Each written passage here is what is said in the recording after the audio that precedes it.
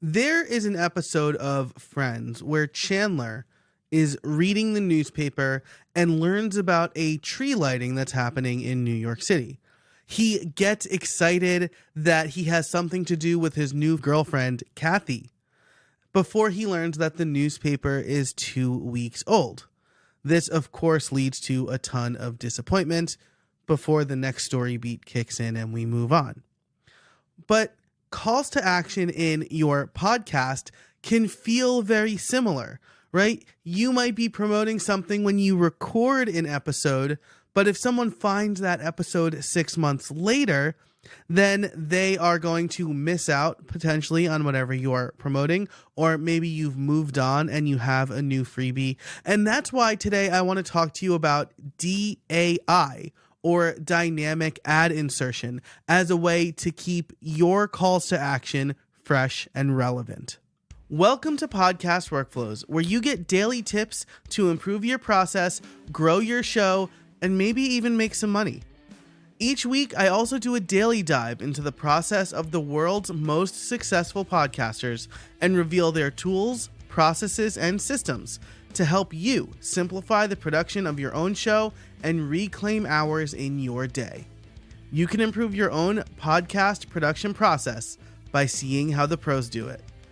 I'm your host, Joe Casabona, and today we're going to talk about dynamic ad insertion.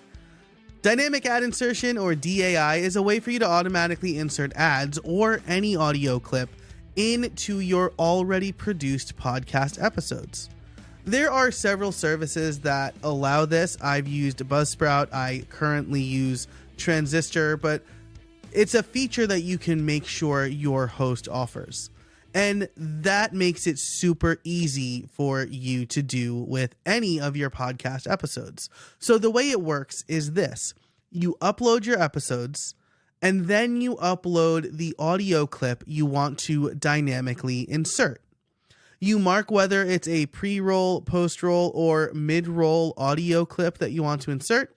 And then based on the service, you might also be able to set an expiration date, manually turn it on or off, and a few other things. This allows you to promote things that are more timely than just a generic call to action or an event that's going to get outdated once the event happens. There are two ways that I've used this before. One is selling a limited run ad campaign, so a 30-day mid-roll on specific episodes.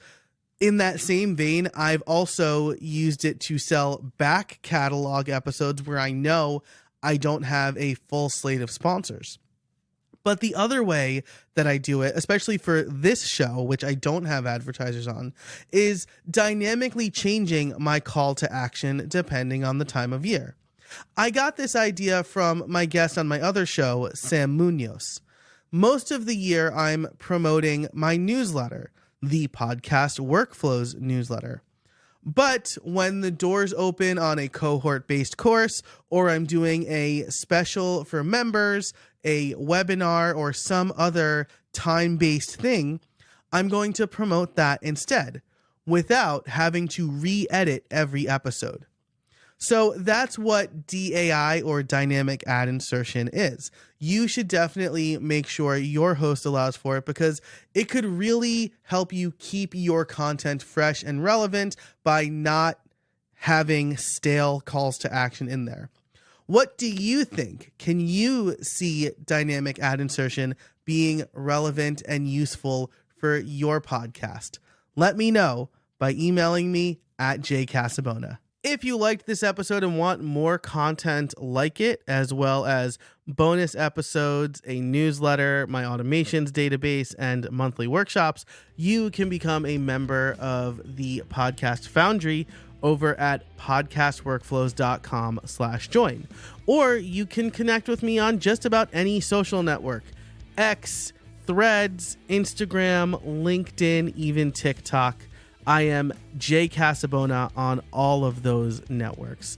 Thanks so much for listening, and until next time, I can't wait to see what you make.